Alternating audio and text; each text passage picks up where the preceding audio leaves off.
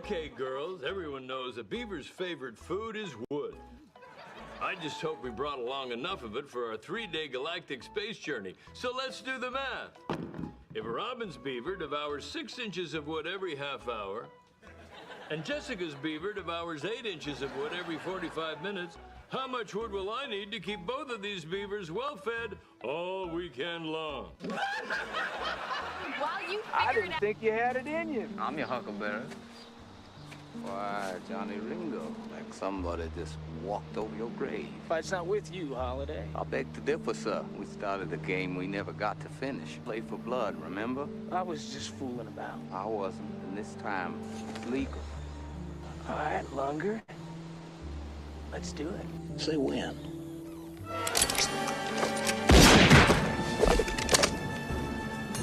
Come on! You know, Daisy. You know Daisy at all. Poor soul.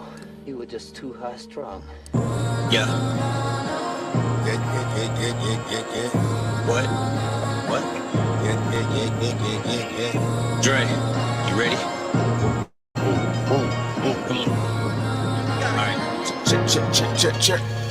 Cut him undercover. Timeless. Ready for progress. Feeling like I'm just getting started. 2 shots back for my dearly departed. You are now dealing with a monster. Oh shit. Profits. Doc Dre, bitch, I'm a prophet. Black Wall Street, niggas know where the stock is.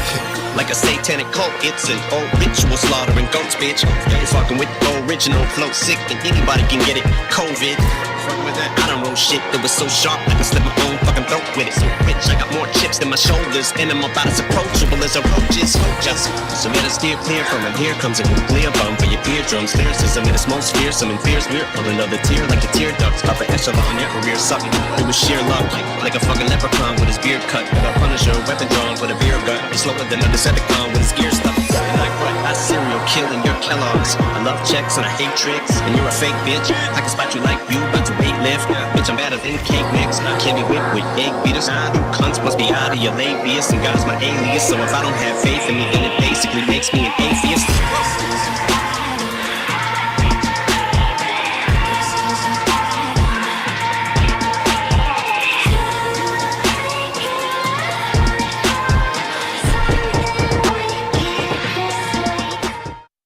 Go!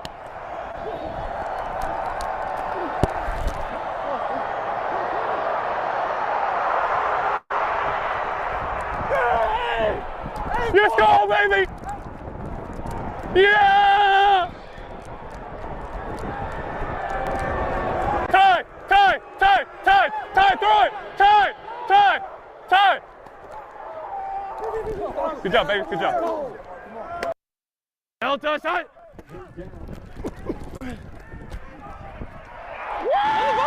On the ball!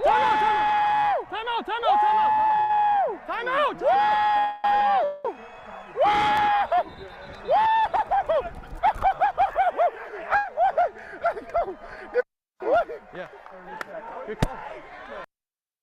On his team.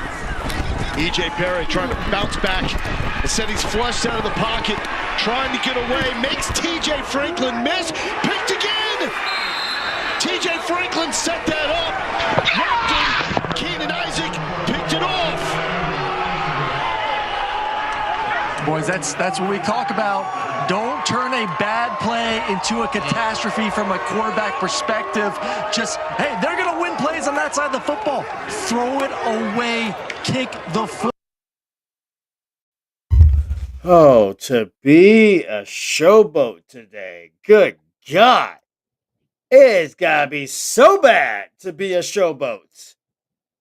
But it's a damn good day to be a Blue Note. Good, ladies and gentlemen, welcome to the Aftermath. I am your host alongside the letter version of Rockin' Reese, of Angelo Rockins. We got Joe Quills here in the building with us tonight. Joe, thanks so much for joining us tonight. Obviously, we've been trying our hardest to get our boy back, but it's been kind of hard to get him in here. But he's just been doing what he does best. So I'm not going to sit here hold that against him. I'm not going to sit here feel bad about it. No, not at all. But there is something. Now, see, Joe, you're you're you're a hockey fan, Yeah. and you know that most hockey fans embrace those traditions of their favorite hockey teams. Got that Let me, right. let me just send a special congrats out first off, foremost to my boys, the St. Louis Blues, for clinching that playoff berth last night with that big win over the Utah Hockey Club. Huge win, 6-1 finish. I just think it's just beautiful. It's just too sweet in all its glory. But I am also a diehard sports fan, and I'm gonna show you how diehard I am. And Joe, please try not to bust a gut too hard when you see this. Okay. Ugh. Oh my God. I know, right? Did you superimpose Reese's jaw? Ah! Legit. That is the first So, thought in my head. Is I was rocking Reese. so, I am rocking Reese for this one. It so takes you people. did. So you kind of did like that movie Face Off or whatever. We did do a little bit of face off. So right now, somewhere in North Kakalaka, there is a Capataz Ford running around while I play the role of Angelo Rockins. And yeah, this is do not adjust your sets, folks. Do not sit here and get freaked out. Although this is probably I mean, don't get as freaked out as basically my wife, my son, and my dog were as they actually saw this probably for the first time ever. I almost feel like I've done this to him before, but I didn't do it to him this badly. I'm pretty sure I'll probably sleeping on the couch tonight because my wife hates it, but it's okay. I'm not going to hold that against her. I'm pretty sure I deserve every ounce of it, so I'm not going to feel too bad. That being said, folks, welcome to the aftermath. Welcome to the fun. Welcome to the craziness that is the Bleacher Brothers streaming network. As we get ourselves all prepared for hockey playoffs, the NBA playoffs kicked off tonight. I believe we had a couple of big upsets, if I'm not mistaken. Joe, you've been more participant in the NBA playoffs as than I have. Well, the playing game started last night. Okay, the playing game started last night. Okay, so well, anyway, I mean, I caught one of the of those. I didn't see those. Big shouts out to Tyler Hero, who was indeed that hero as they actually won, I believe, earlier tonight. Yeah, they play. Miami plays Atlanta next on Thursday or Friday night, I think it is. Wait, Because Miami was playing in the 9-10 game. and So I believe Miami beat Atlanta tonight. they play in Atlanta on Friday. Okay. And then we also got basically the big one coming here. Sometimes just being that guy just happens to be that guy. But let's sit here and keep this one going, folks. To say the least, week 3 was a little more of a discovery than anybody expected, and I'm gonna be honest. I expected fully to sit here and play whoop that trick pretty much like there was no tomorrow. But Memphis apparently decided that, yeah, we're just gonna just throw this game away. We're gonna throw this game in the hamper. Because if I'm not mistaken, Memphis had this win. And as far as I saw, they had this win. And then all of a sudden, out of nowhere, Houston ends up winning this game. And that was the thing that actually got me more than anything else was that Houston actually got their first win of the year. And I believe right now we have only one winless team left. I believe I believe if I'm mistaken, San Antonio is that team. It's that team that right now has yet to win a game. But let me pull up the standings real quick just to make sure. Memphis is 0-3 as well. So Memphis is 0-3 and San Antonio is 0-3. So And both conferences have have at least a team that has yet to win a game yet. And did you see the coaching news today from both of those teams? I've actually was expecting it. I mean, is the news I've been expecting to hear. Wade Phillips takes a leave of absence for the Yeah. Browns. And How is Whisenhunt going to step down for the Showboats when he had as far as I do, Kim Whisenhunt pretty much was on a leave of absence. How? Mhm. How does that work? Your guess is as good as mine. But Wade Phillips, it looks like. I mean, I'm not trying to start any rumors or anything like that. And the thing is with HIPAA laws and everything like that, there was probably something medical because they said here in the article that I saw earlier tonight that it was he was coaching from the press box. Coaching from the press. Oh, yeah. I mean, I figure it would be because I know that he's as good as Phillips has been. And I mean, the team felt a little off, but I also knew for a fact that I don't remember the last time I've actually. Well, yeah, I do. That would be the Arlington Renegades. I believe was the last team that's here actually do it. And really do not mess with me on this one, there, OG. You know better than this, but I'm not going to go there. I'm going to go to this one. From where I'm standing on this one is that Wade Phillips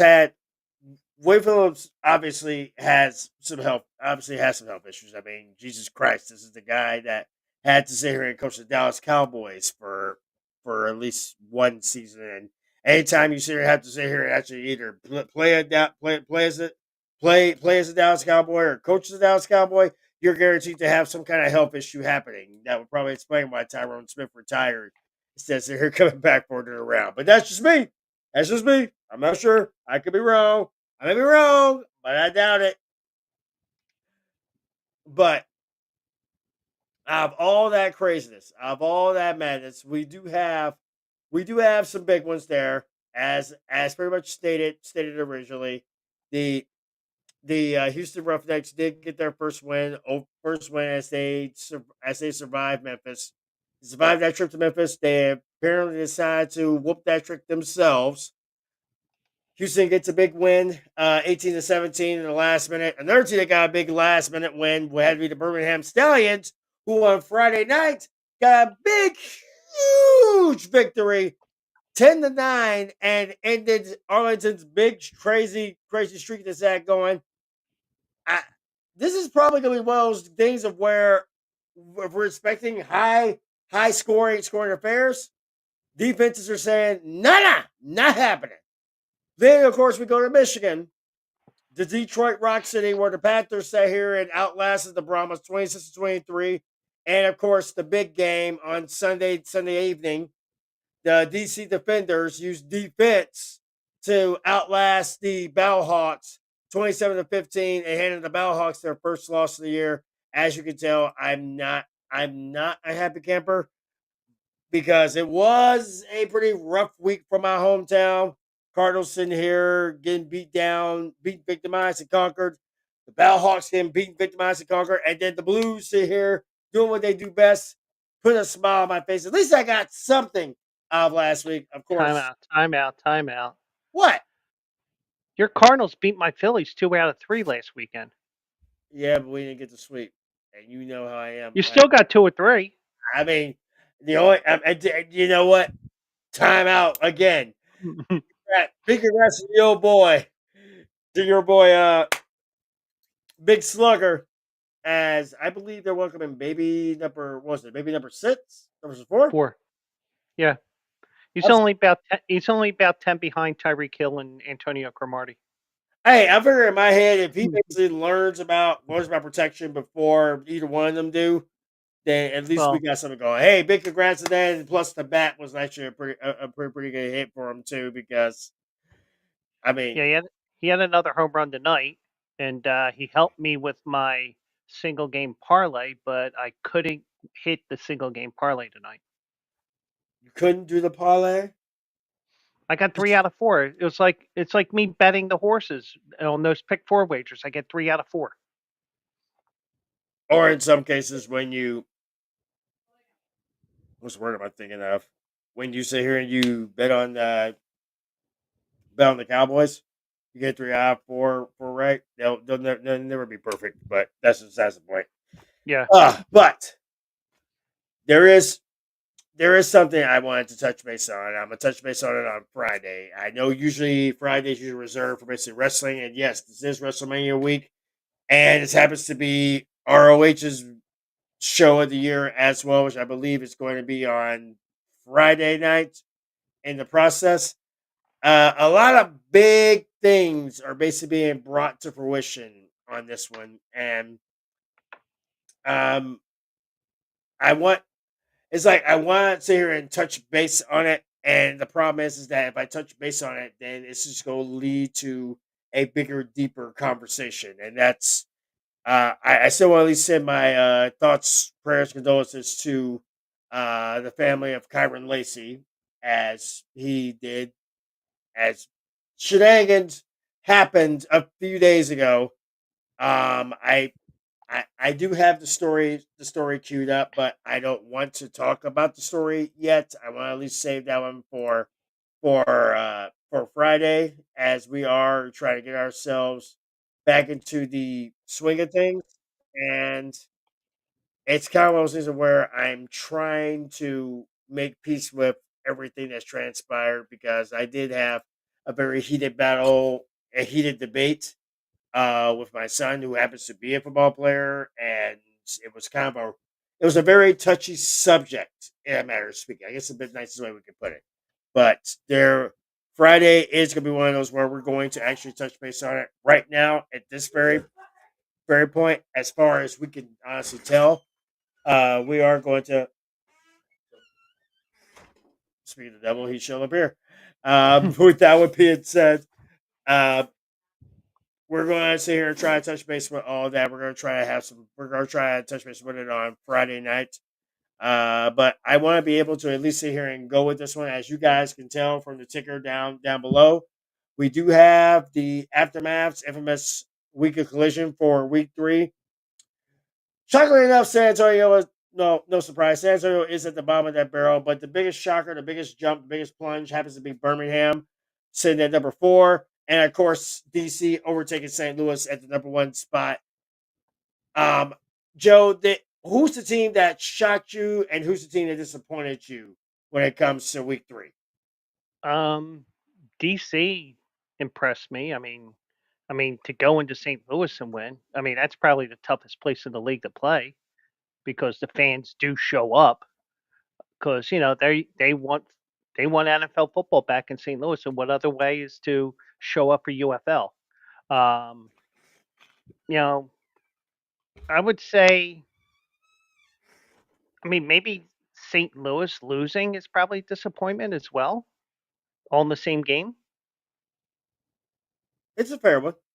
Yeah. I'm gonna actually agree with you as far as the team that impressed me was DC, because going into St. Louis, which has pretty much proven over the entire existence of the Battlehawks, has been proven to be a tough place to play.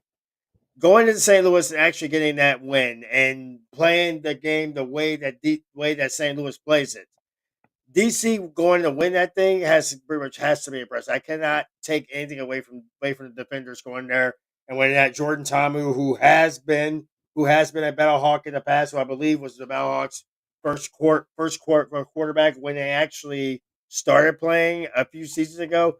I have to give him credit where credit's due. The team that disappointed me has to be it has to be the Brahmas. The Brahmas went the distance last season, won the XFL championship, then goes into the UFL championship game and just literally doesn't even put a point on the board. And so far up to this point, this team has been 0-4 in their last 4 games. I have to call out the Brahmas on this one, because as much as I respect Wade Phillips, and I do, Wade Phillips being this way, this is starting to remind me a lot of those aforementioned of the Broncos of yesteryear, of the Cowboys of yesteryear, of those teams that Wade Phillips had coached, and they were just straight ass. That's what I think of when I sit here. I look at these guys, and that's how I look at when I sit here and look at them now. So I have to basically call. I have to call it the Brahmas. And I'm pretty sure I'm not the only one who's going to call it the Brahmas. I mean, the fact is that nobody expected San Antonio to be at at this point where they're winless since the SFL Conference Championship game.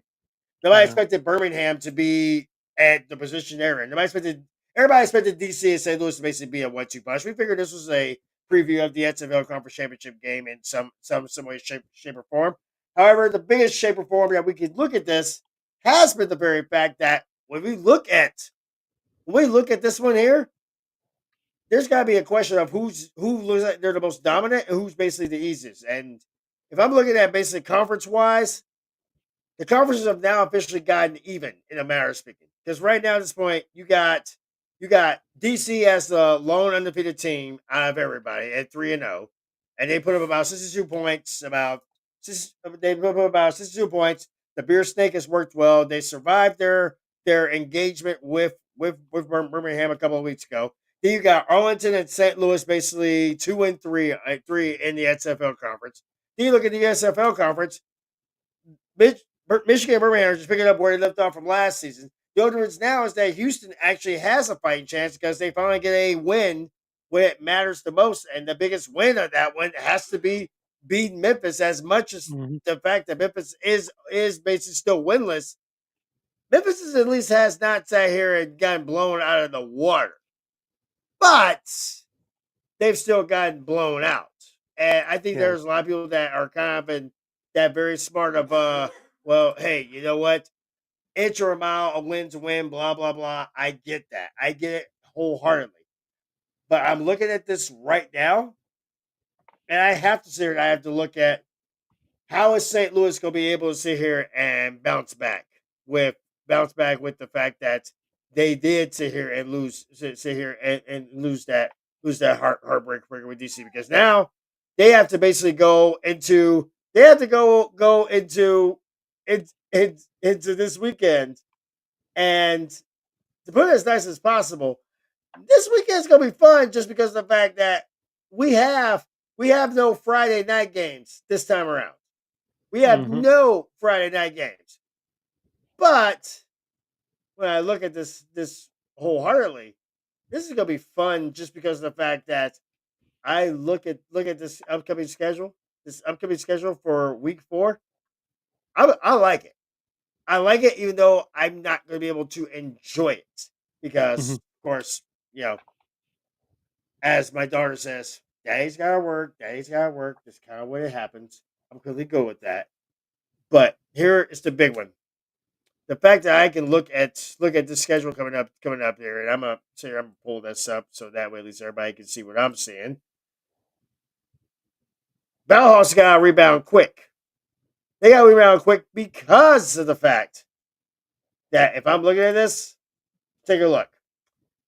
We got the basically the Battlehawks basically starting right out of the gates against the Arlington Renegades. 2-1 teams, both of them pretty much trying to do it. This is not the first time these two teams have played each other, but it's not the last time these two teams are going to end up playing each other. I mean, they have their history. Bob Stoops versus Anthony Beck. Always a good one. Go to work, CC. It's all good. Appreciate you stopping in there, sweetheart. We got Birmingham taking on Houston. Now, I feel like this may be a trap game for Birmingham. Now, the reason I say that is because Birmingham has not looked like that same dominant team that we've seen in recent memory. In fact, for as nice as possible, these guys have been the complete opposite of what people expect them to be, and that's probably not going to work well to their advantage, especially with the fact that you got a Houston team that actually looks like they want to show up and show out. And then, of course, you got the Brahmas and the DC Defenders. You got this one coming up. Yeah. I like this one. I like this just because of the fact that we got. Oh, I guess we do have a Friday night game. Yeah. We have Memphis and Michigan, who will be playing on Friday. But then, of course, I'm sorry, maybe this is a harsh thing to say. If Michigan loses this game, they deserve all the hell that is coming towards them. as far as Yeah. their fan bases go. I mean, I'm just kind of putting that out there. Then of course we got St. Louis, Arlington, Birmingham, and Houston, and San Antonio and DC. I'm more intrigued by that one because of the fact that we're looking at this as it's Easter, and most of us are probably gonna be a little bit focused on anything and everything when it comes to this one. But I will say this much. This is basically DC. We've seen DC be that team. We've seen DC be a team that's looked good all the way to the end game, all the way to the end, but they don't want to have a repeat of what happened when they end up losing that conference actually the league championship a few years ago. They do not want that. But if San Antonio's looking to turn this around, a great team to do that against would be the DC Defenders. I don't know how San Antonio's going to look without Wade Phillips at the helm, but maybe it might work out well for the Battlehawks. Maybe they will turn into Wade Strong. Maybe they will. Maybe. Yeah. But it feels honestly like I'm missing something because usually we have a lot for this one. Maybe it's just me. Yeah. Oh wait, you know what? I think I got it. Because we are all about that. We are all about the fun. And I know you've had yourself a busy weekend, Joe. So allow yours truly to give you something to sit here and smile about while I try to find out exactly try to keep my dog from trying to take my bloody burrito. Yes, I am not making that up, folks. Come check out these touchdowns from week 3 of the UFL, folks. Time here. Ready, set. 30 seconds to go. Corral looking for the end zone. Wide open touchdown, Birmingham. Okay, so you're going to get an inside move. That's where you get the hold of the jersey. And then Corral stays with it, and he's wide open for the touchdown. Cade Johnson, perfect in the end zone. Protection was there from the offensive line. Nobody around him. It's the first throw. 319. Perry looking that way. Coming back underneath. Showboats. Touchdown. Lassiter. That drive belonged to him. I love that if it's not there, throw it in the stands. Anderson trying to scramble out of pressure. Throwing to the end zone. Got it! Emmanuel Butler. His second touchdown of the season. We're going for 2. But he sticks with it. Puts that ball to the outside, and Emmanuel Butler from Northern Arizona, 6'3", 221, goes up and grabs it. An exciting group of roughnecks as they get into the end zone.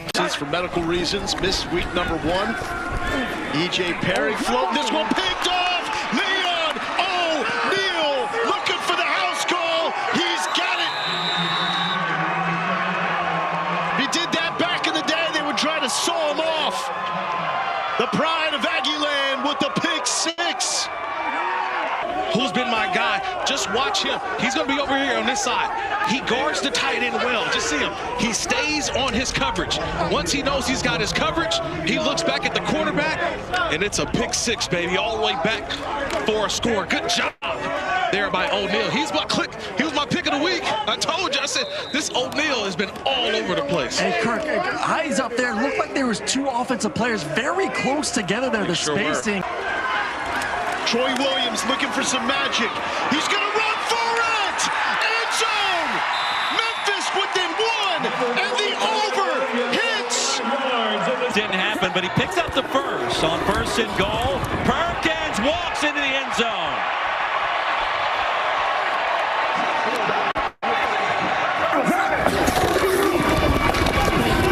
And Perkins again, the keeper reaching across the goal line.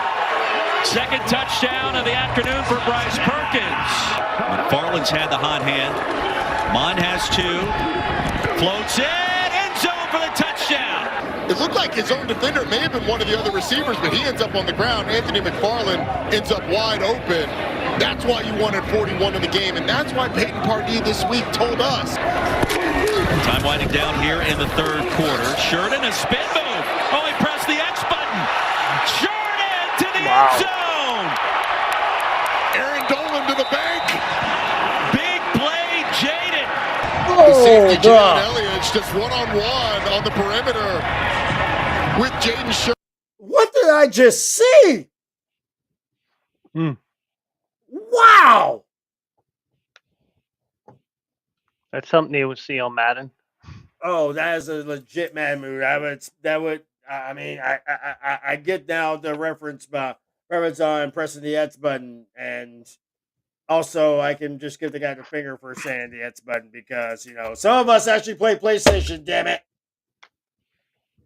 But I digress. Well, isn't there an X button on? I haven't played PlayStation in such a long time. You know, you are really not helping the cause, my dude. Damn it. Let me get this shit back going. So Any points on this possession makes it a 2-possession game, and it's intercepted. Jordan Williams keeps it in bounds, still on his feet, racing back the other way. And the San Antonio Brahmas right back in the mix. Linebacker sees him looking, tracks it all the way, and then he does what you're always taught to do. Cut back on the quarterback. Always cut back on the quarterback. Make him make a football tackle. Couple CFP natties. Play action on 2nd and 10. Chance for a straight downfield and right into the hands of Scott. Ty Scott, touchdown defenders. Play action really affects the free safety here. He's going to come down just a second, and then he's going to be late getting over the top of that deep post by Ty Scott. Great job of recognition there. After DC just had their 6th tackle for loss. One gets pressure, but lofts it towards the end zone. Wow. Battlehawks, big time. Frank Darby. That was that double move. But watch the block by Jarvion Howard. Just going to get a little piece. Just a piece of the blitzing linebacker there that gives just that half a second extra for Manny Wilkins to get the ball off to Frank Darby down the sideline. And this is a great play on the ball in tight man coverage. Looks like man-to-man here. First and goal. To the end zone. Bradley Moore. Concept. So the inside tight end is going to run a corner, and that outside tight end, as long as that safety clears, you saw on the left side. 3rd and goal to Amu. That ball is caught for a touchdown off the deflection. It is a defender's touchdown. Cornell Powell. Incredible touchdown for DC. Yeah, trying to hit the tight end over the middle, and it could have. Why is it always just a tip? Honestly, been a little bit of pass interference on Cole coming across before he tips it. Yeah. Everybody knows who the hell that is, and you know that he was going to make an appearance in this damn show. Not yet, though. I will get him. I will get him up here now. This probably is. Well, that one touchdown pass that you mentioned before, or that tip pass, The tip. it reminded me of a play in Major League Baseball yesterday. Oh, I'm not sure if you want me to show it here real quick. I mean, bring it. Maxwell Sir has fun with it. Yes, it is a football, but if we get a baseball play that reflects that one, screw it. We gonna take it and run with it. Okay, so this is off of Instagram, so it's not going to be that great of a video, but let me zoom in on it a little bit. There we go. There we go. So this was last night. I think it was Milwaukee, and I have no idea who they were playing, but okay. So I just want to make sure you had it. So watch this play here. All right. Let me see what I got. Oops. Torkelson spins it to second and hits the runner. It bounces into the glove of Sweeney for the Let me unmute it out. again. We'll play the second time here. I have never seen that happen ever. A ball off of a player's no. back running to second base, and then the shortstop caught it. I didn't like he was safe. There's a ground ball. Torkelson spins it to second and hits the runner. It bounces into the glove of Sweeney for the out. I have never seen that happen ever. A ball off of a player's back running to second base, and then the shortstop. I think he's out because I think his foot was still up. I mean, I don't know. I don't know what the end result was, but I mean, you can kill my. But here's the big one was that, as I said before, it is WrestleMania week, and most of us big wrestling fans, myself included, we know what this pretty much means. This means a week filled with chock full of wrestling. There's no tomorrow. AEW has in the plan. I believe they have Rampage and Collision back-to-back nights. I believe Rampage tonight, Collision's tomorrow. So that way it won't kind of collide, all pun intended, with WrestleMania. I believe we have Ring of Honor's Supercard of Honor. I believe that was on Friday. And then we have NXT Stand and Deliver and WrestleMania Night 1 on Saturday. And then we have WrestleMania Night 2 on Sunday. To say the least, this is going to be a fun one just because of the fact that, how do we put this one, Joe?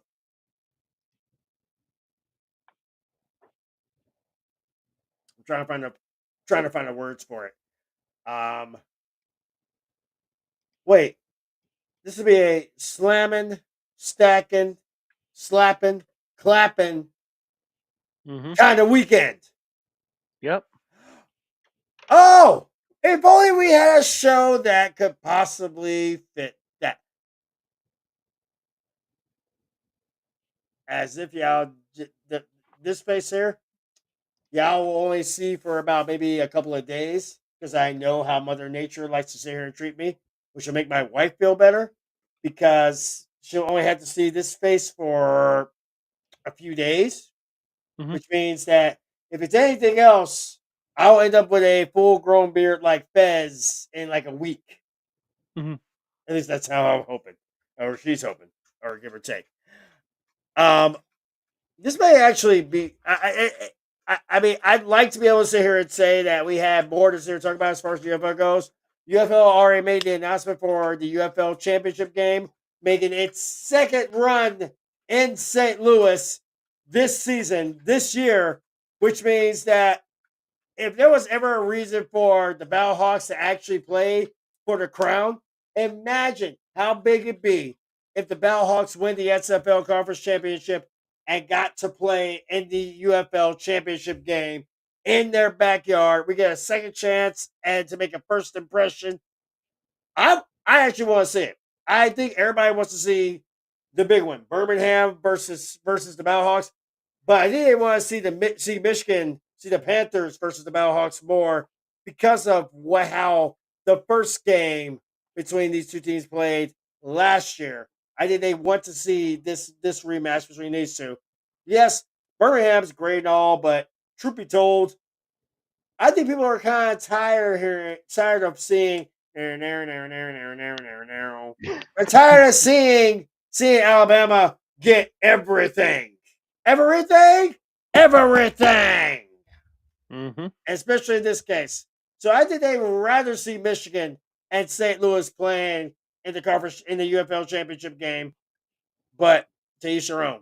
I'm just the guy that just happens to be a fan of both. And the fact is that Michigan was one of the biggest reasons of why people started paying attention to the UFL because of one man, and that is Jake Elliott, who happened to make an appearance in the Panthers home opener. So, to put it as nice as possible, we got a lot to play for, a lot to go for. But we also have the draft coming up here at the end of the month. And just because the fact that people enjoy seeing my homie and seeing him doing what he does best, I'm gonna give you a little Scooter Magruder just to make you all feel better. Okay. So here you go, folks. Enjoy Scooter.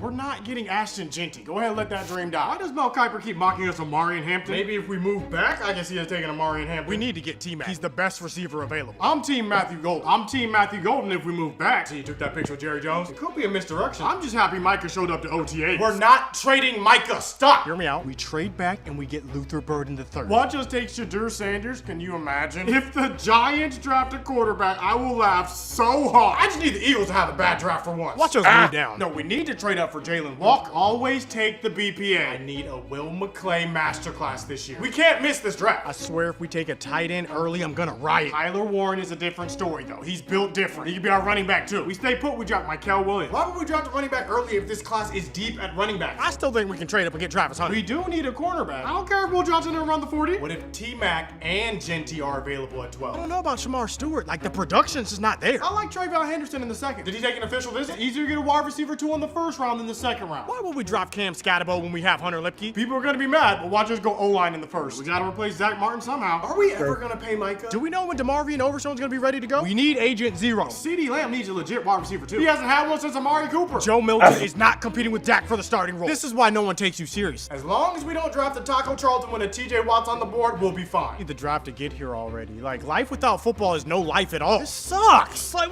what am I doing? I'm a grown man. No. No. I have to be that person. I have to be that person. Okay. So, do we want to talk about the draft now, or do we want to kind of wait until it's like draft eve? Because I can go either way. Yeah, we can talk a little bit. Okay. Let's hear. I mean, just because of the fact that we've gone through the entire UFL in the first 30 minutes of the show, who do you feel is going to be number one? Do you feel like it's going to be Genty? You feel it's going to be Hunter? You feel like it's going to be Sanders? You feel like it's going to be Ward? Hang on. Truthfully, let me go ahead and see if I can get the actual draft order lined up here, just for the fact that everybody's going to be talking about it, and it's just kind of one of these things, and the fact that Nick.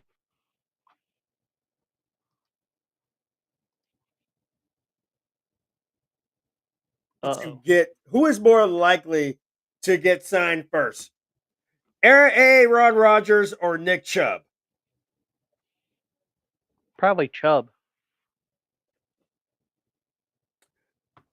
And I'm not going to say sadly in a bad way. I'm just going to say that right there makes a lot more sense than people want to give credit for. Well, let me show you what Aaron Rodgers is doing right now. Oh, he's just sitting there in his dark room. So you're saying that Aaron Rodgers is doing this? Basically. Oh, I'm the greatest quarterback. Oh, I'm the MVP. Oh, teams can't work without me. No. Not how it works there, Aaron. Mm-hmm. And while all this is going on, let me just pull this. And also, just to close the thought on Aaron Rodgers, New Orleans may be in play now because Mascara Boy has a shoulder injury. Oh, that's right. I forgot about the Diva. Hey! I gotta give Derek Carr this much. At least he shows up to work. Rodgers spent more time on his damn Netflix BS than anything else. Yeah. So I have to give Carr this much. But as I said, in the interest of fairness, so here's what the draft looks like here, folks. And it looks a little funky up top. So we got the Titans at number 1, the Browns at 2, Giants at 3, Patriots at 4, and Jaguars at 5. Don Juan's Raiders at 6, Jets at Jobbers at 7, Reese's Panthers at 8, Saints at 9, and Bears at 10. Who do you feel is going to be the first pick? Whose name's going to get called first in this NFL draft? And do we feel like a team may make a power play for that number 1 pick with the draft literally right around the corner? I think it's going to be Cam Ward. I really do. You think Cam's going to get it over Shedeur? I mean, do you think maybe Travis Hunter? I feel like it's either going to be Sanders or Ward because I'm looking at both of these teams. And yes, I can understand that the Browns just re-signed. I believe, oh God, I don't want to say the guy's name. Super Bowl Joe Flacco. Mm-hmm. I get that they just re-signed him, but eventually Joe Flacco's going to ride for that sunset, and the Browns just need like a reset.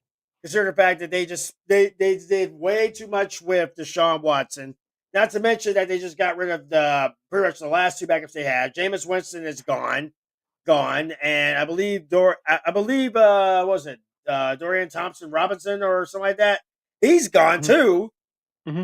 So they kind of need to basically the Browns need a rebuild. They had to do something to get Myles Garrett to literally rescind that trade request, and then just re-sign that extension with him. So it's got to be something big.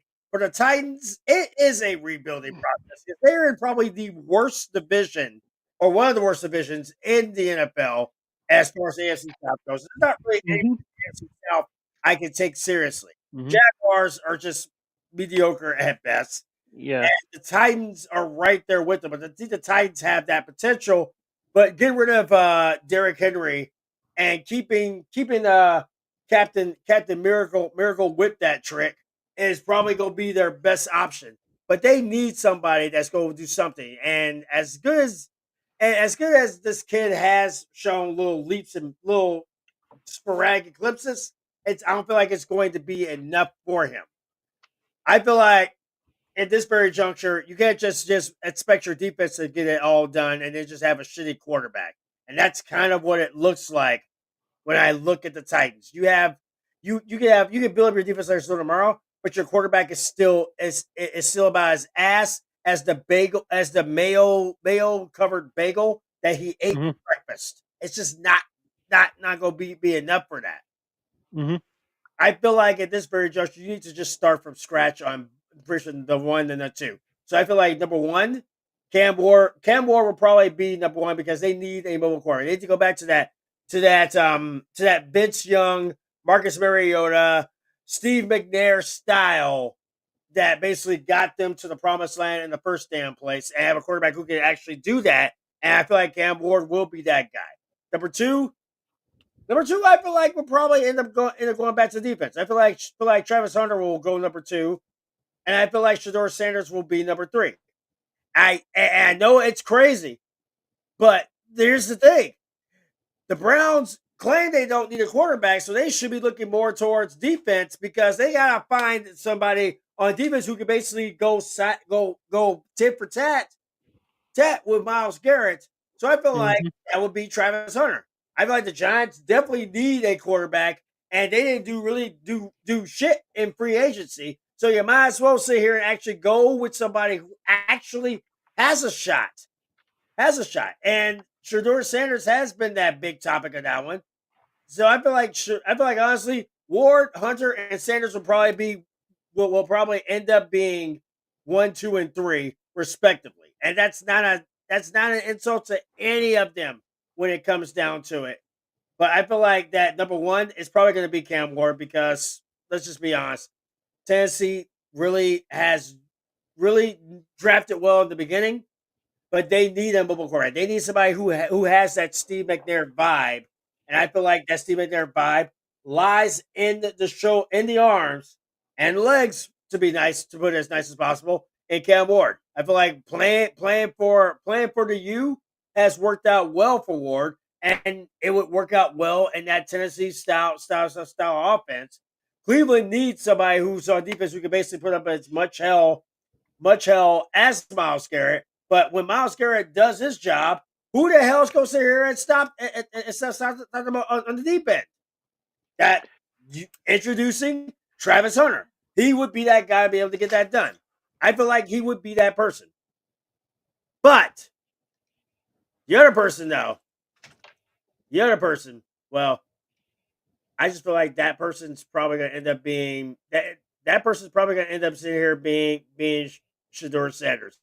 I feel like, honestly, the Giants and the Patriots have a good opportunity in front of them. The Raiders are not going to shop for a quarterback because they just got Geno Smith in a trade, and the Jaguars have already said that they are team Trevor. So they're not gonna go in themselves. So there we go. But in your eyes, who you feel like is going to be number one? An interesting name, and I know he had a foot injury. What do you think about Abdul Carter? At one?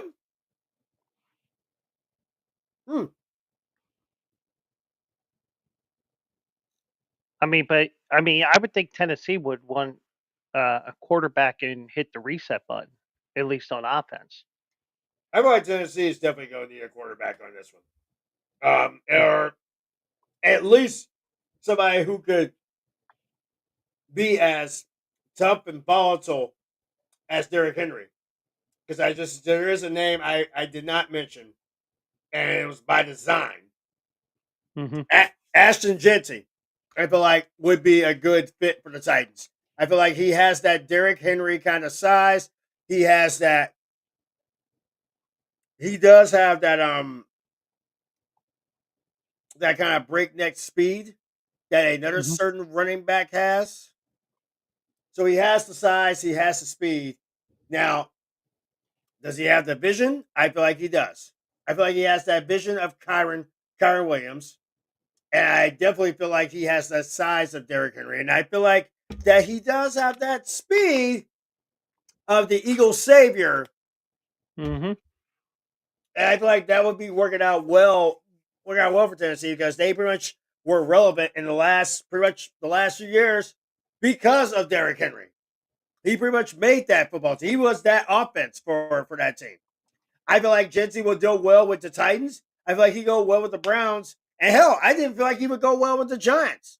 And this is a big deal because the Giants, they gave up Saquon. They gave up the quad father.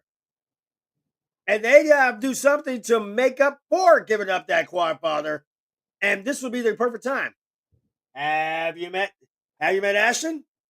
As much as that guy did not have enough moments in the spotlight during the postseason, during basically the college football playoff, I feel like he would be that guy that would be able to actually get it done.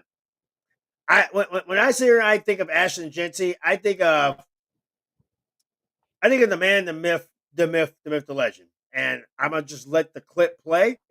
I won't show it, but I'll let you see if y'all it's familiar.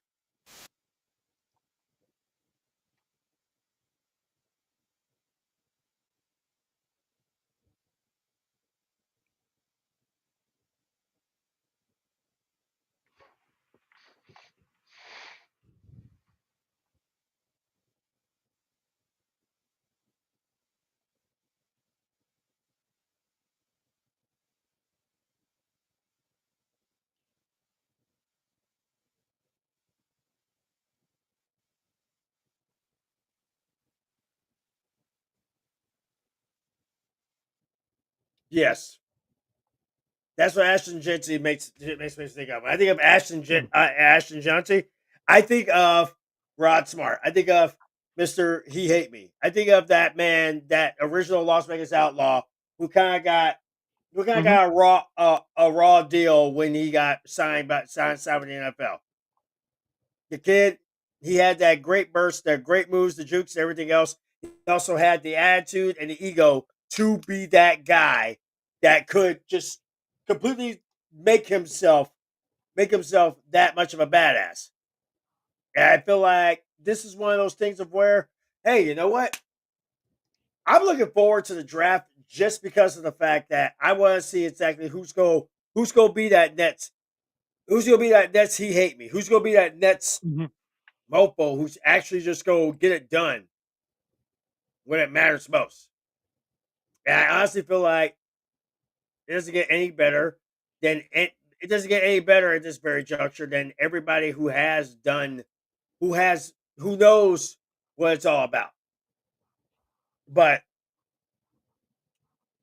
who do you think's gonna basically snatch up and grab Cam? And yeah, we got maybe a couple minutes left, but who's getting Ward, who's getting Sanders, who's getting Hunter, and who's getting Genty, in your opinion? And we know these guys are probably gonna be the top 4 in this entire whole damn thing. Yeah, I think Cam Ward will go 1. I was actually doing a couple of there's a site called ProFootballNetwork.com. They have a free mock draft that you can run. And I ran a mock draft a couple of different times here. Cam Ward got it both times. The second one that I ran, Travis Hunter went 2. Abdul Carter went 3 to the Giants. I think Genty goes to the Raiders. Do you feel like Shedeur not participating in all the combine? Do you feel like that may hurt? Obviously, you feel like that may hurt him because of the fact that everybody kind of figure Ward and Sanders will go probably 1-2 or maybe 1-3 or 1-4. But it sounds like you're not even you're having Ward at least going 1. Because you always see Sanders going either top 3 or top 4 or let alone top 5. And I also saw a mock draft here on CBS Sports. They had Shedeur Sanders dropping all the way to the Steelers at 21. I don't see that happening. I don't see that one happening. This ain't gonna be one of those Tim Tebow kind of moments where a miracle just happens to just fall into your lap. Let me just make that one crystal clear here. Yeah. Shedeur, I feel like, will probably be top 10. And this is not a knock on Shedeur or his dad, because I respect his dad, love his dad like it's no tomorrow. I feel like Shedeur will at least either be number 5 or be pretty much top 5 or top 10. But it's more a matter of, you look at the top 10, every single one of them needs somebody who can throw the damn ball and throw it consistently. I feel like they feel more confident with Cam Ward than they would with Shedeur Sanders. And maybe that's just me. Maybe it's just me. I'm not sure. I could be wrong. But I feel like they're more confident with Cam Ward because of the fact that I don't think they believe in the gospel of prime. The gospel of prime, it was just, let me be honest, it was the gospel that I tried to drill into a lot of people during my writing days on BleacherBrothers.com. But I will say this much. I look forward to this one only because of the fact that this is probably going to be, shit, how big is this weekend going to be for all of us? Because, if I'm not mistaken, we got, we got wrestling pretty much all week. We have the draft coming up next week. We have hockey playoffs. Ergo, the clean face nobody has seen. Only the only person who's actually seen me this clean shaven in recent memory would have to be my ex-wife, which I don't believe she's watching the show, but she might be. I don't know. But we also got the NBA playoffs, and then we also got baseball. So, to say the least, Joe, it seems like there needs to be a place where everybody can sit here and actually congregate and enjoy the craziness that is, probably the wildest 2 weeks, 3 weeks, at least the wildest week and a half that we have, because we had spring fever. This is spring fever. This is about spring fever you can ask for. We had March Madness. We got spring fever in every sense of the word. We got the UFL. We got the NHL. We got the NBA. Hell, we got the WWE, AEW, Ring of Honor.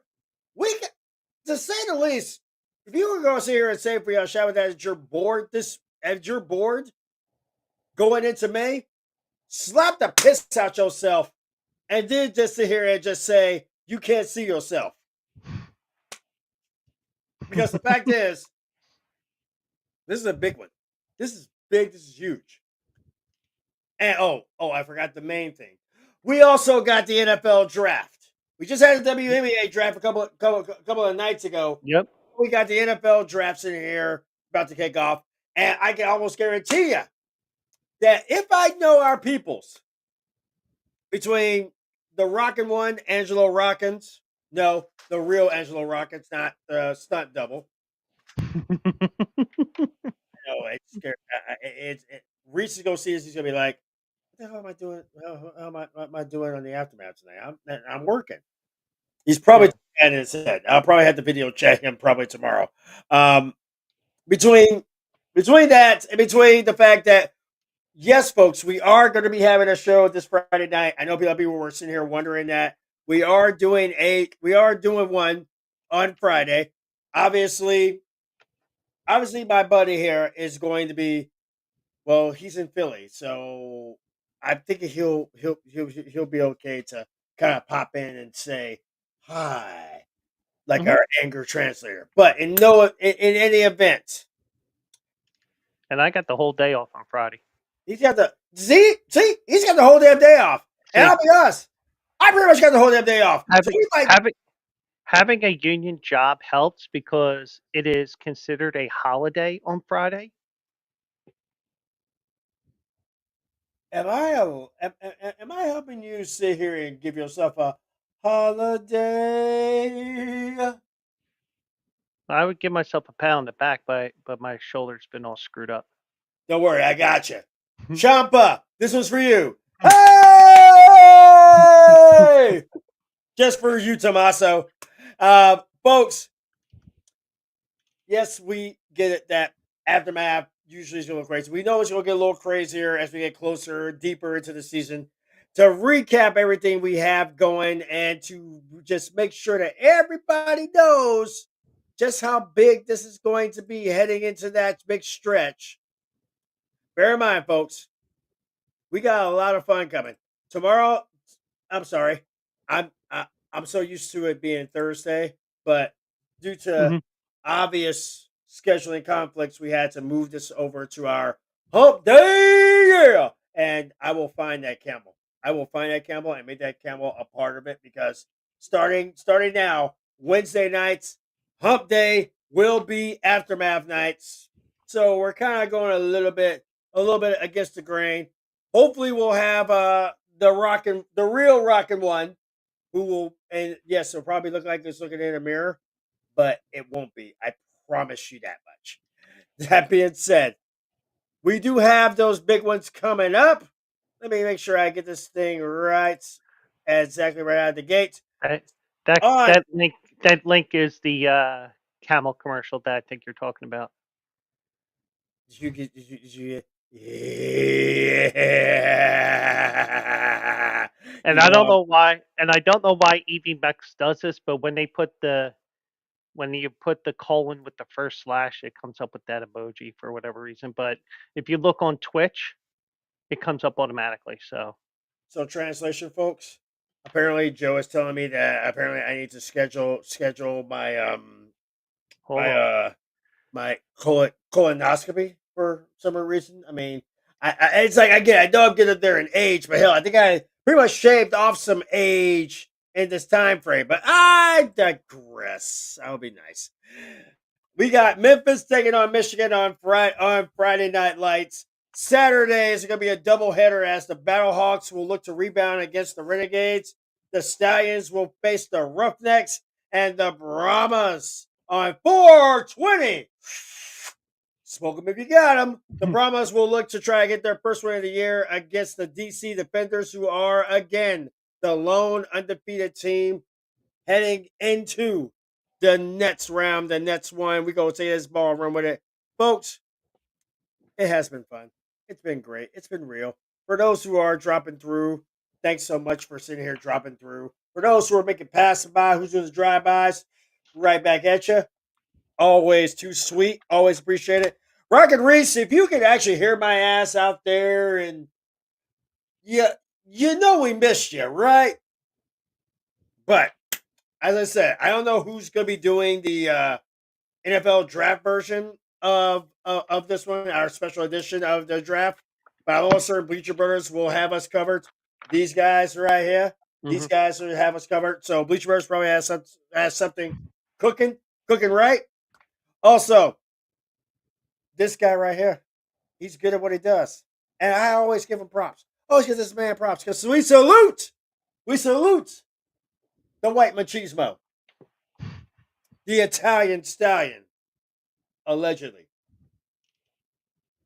Well, at least that's what the I'm Italian. I'm apparently Italian now. Hey, I am not going to go on the lie that you sat here and told those ladies in Vegas the last time we were there. However, we're going to run with it. Folks, there will be at least a plethora of shows coming. I do believe that we do have one for Friday heading into the big WrestleMania weekend. There may be one post WrestleMania for night 1. And I can almost guarantee we will probably be doing a WrestleMania show for night 2 because, yes, it will be Easter. Yes, it will be 420. And somebody please make sure the rabbit doesn't get stoned. Please make sure the rabbit don't get stoned because, as we said, it's 420. It's what we do. Joe, you got anything you want to throw out there before we sit here and wrap this thing up in a pretty little bow? Yeah, I'll be live tomorrow night at 9 o'clock with another Joe Quill show. No idea what I'm going to talk about yet. Let the news come to me. And then Saturday, also eligible. I did give out a nice winner last Saturday in one of the 2 races I looked at. We'll also update the standings for the Oaks and the Derby because, they have that point system. So I'll do an update on that, and we'll look at a couple of races at Oaklawn in Arkansas. So when Joe sends me the link to actually join up for that show tomorrow, and I'm gonna try to, depending on what time I get to punch the clock. I may not be able to show up tomorrow, but I can guarantee your ass is that Friday night we will be definitely doing something. He will be right here with us. I'll be here with us. We'll see if we can try to hunt down Rocket Reese and Don Juan himself. Don Juan, if you are watching, I do hope your wife is feeling better, Mrs. Wallace, Mama Wallace, we love you. Please get well as soon as possible. Also, I believe actually, wait, there is one more. To my mom, who's probably not seen the show before, but the one time she actually gets to actually see the show tonight, she's seeing her son looking just like her for the first time since about 1997, 98. Last time I pretty much didn't have facial hair. Don't worry, Mom. Your hair will grow back, and mine's will too. So, thanks for kicking cancer's ass, Mom. I greatly appreciate it. Love you to death. And to my beautiful, beautiful baby girl, Abby, Daddy loves you. Get some sleep. Have yourself a great night, and I will see you in June. I think other than that, I don't think there's anybody else we had to sit here and go with. My right hand is out there probably laughing her ass off because she can probably hear me. Other than that, I think I'm Aces. Joe, are you Aces? Yep, I'm Aces. Then I'd say that we might as well just be all you mofos to do. So until the Joe Quill show tomorrow night, which I will try to make an appearance in if I'm allowed to, because I might have to censor some stuff or may just go off camera. Either way, I'll have some fun with it. But either way, folks, we bid y'all adieu. And in the words of my boy, Rockin' Reese, who is somewhere, hopefully doing some kick-ass karaoke, goodbye, mwah, and good night. Bang! The Beaver's favorite food is wood. I just hope we brought along enough of it for our 3-day galactic space journey. So let's do the math. If a Robbins beaver devours 6 inches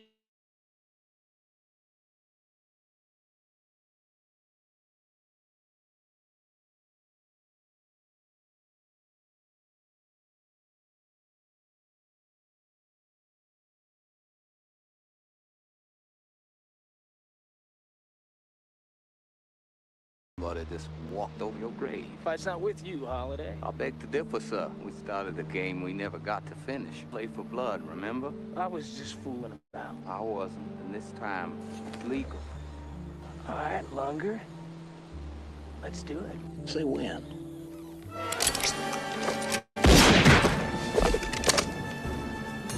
Come on! You're no Daisy. You know Daisy at all. Poor soul. You were just too high-strung. Yeah. Yeah. What? Yeah. Dre, you ready? Come on. All right. Check. Cut him undercover. Timeless. Ready for progress. Feeling like I'm just getting started. 2 shots back from my dearly departed. You are now dealing with a monster. Oh shit. Profits. Doc Dre, bitch, I'm a prophet. Black Wall Street, niggas know what a stock is. Like a satanic cult, it's an old ritual slaughtering goats, bitch. You're fucking with the original flow, sick, and anybody can get COVID. Fuck with that, I don't know shit that was so sharp, I can slit my own fucking throat with it. So rich, I got more chips than my shoulders, and I'm about as approachable as a roach is. Just so let it clear from him. Here comes a nuclear bomb for your eardrums. Lyricism at its most fearsome and fears weird. Pull another tear like a tear ducts. Upper echelon, your career sucked. It was sheer luck, like a fucking left ear cut. Got a Punisher, weapon drawn with a beer gut. You're slower than a Decepticon with his gear stuck. And like what? I serial killing your Kellogg's. I love checks and I hate tricks, and you're a fake. Bitch, I can spot you like you about to weight lift. Bitch, I'm better than cake mix. I can't be whipped with egg beaters. You cunts must be out of your labius, and God's my alias. So if I don't have faith in me, then